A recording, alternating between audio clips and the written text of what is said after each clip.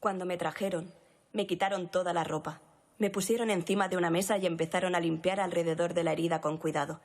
Pero el dolor fue tan atroz que prefería haber muerto en el campo. Entonces me pusieron un bozal y me ordenaron contar. Soy Sofía Fedorchenko, enfermera de la Primera Guerra Mundial, y esas palabras son de uno de los cientos de soldados a los que atendí.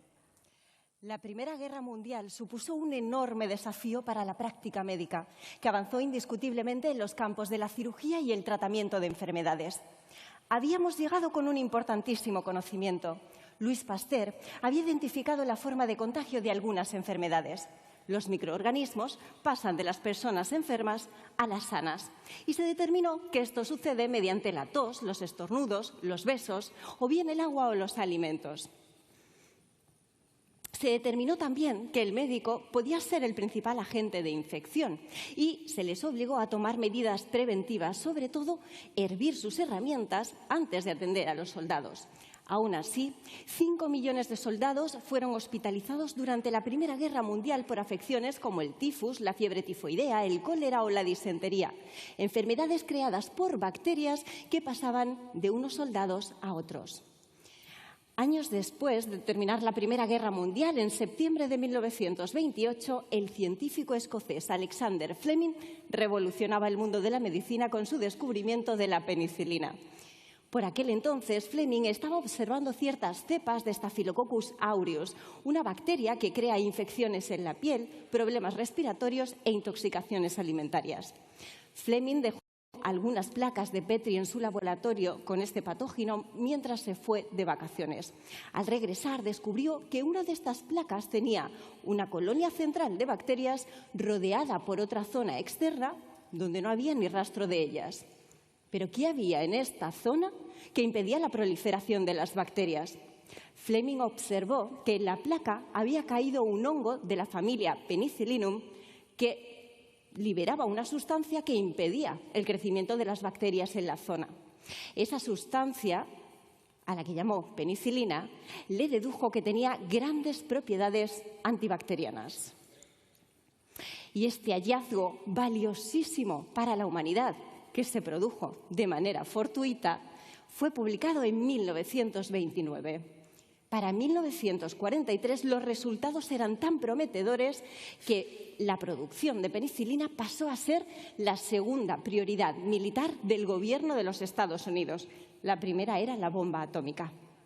Hemos visto que durante la Primera Guerra Mundial millones de soldados fueron hospitalizados por infecciones bacterianas, muriendo miles de ellos en el campo.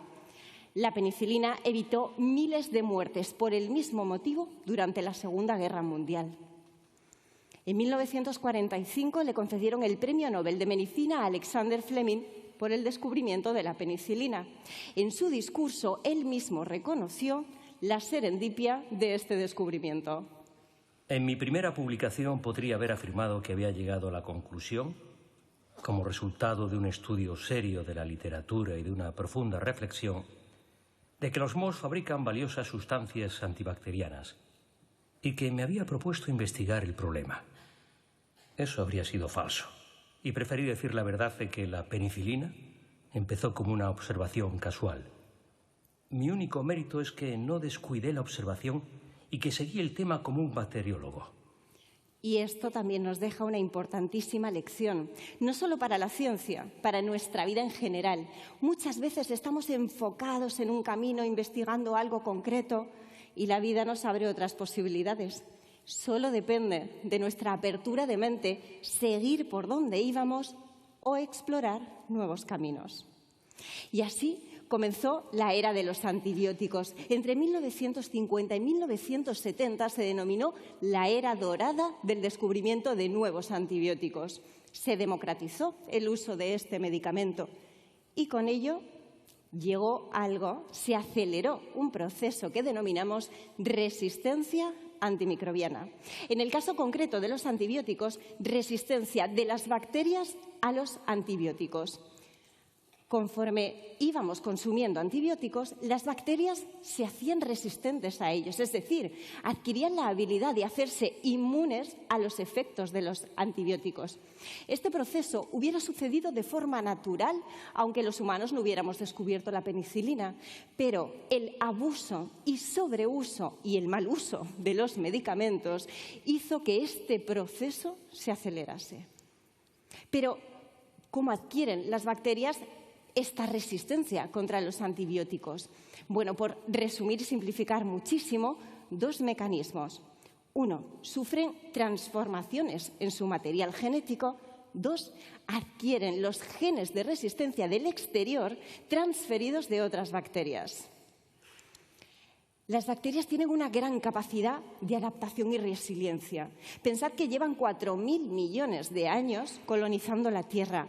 Las encontramos a billones en los suelos, sedimentos marinos, en el interior y exterior de plantas, animales, personas.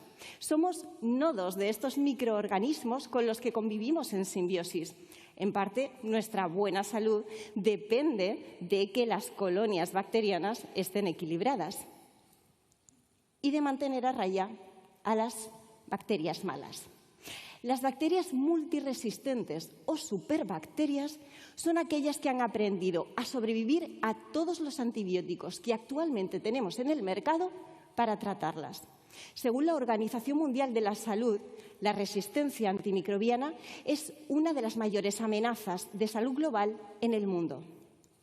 Solo en España, en 2023, más de 20.000 personas murieron por infecciones que no respondían a tratamiento antibiótico. Y os quiero contar el caso de Mallory Smith. A los 3 años fue diagnosticada con fibrosis quística, una enfermedad que provoca un moco espeso y pegajoso en los pulmones, favoreciendo la colonización e infección de bacterias. Tuvo una vida más o menos normal hasta los 15 años, cuando sus pulmones ya estaban completamente colonizados por bacterias, incluyendo una que durante años de tratamiento antibiótico había pasado de ser una bacteria normal a una bacteria multiresistente sin tratamiento conocido.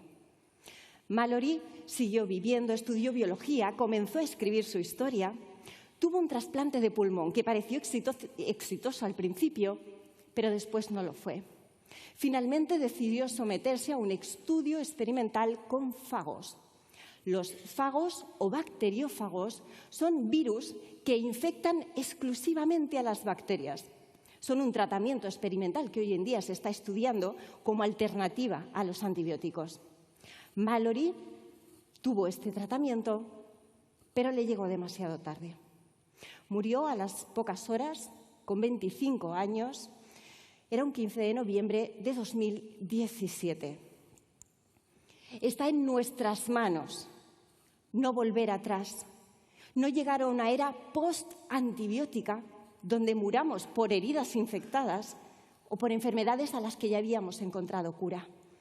Está en nuestras manos prevenir con higiene de manos, de alimentos, del agua, saber que esto no es solo una cuestión de salud humana, se trata también de una salud animal y medioambiental.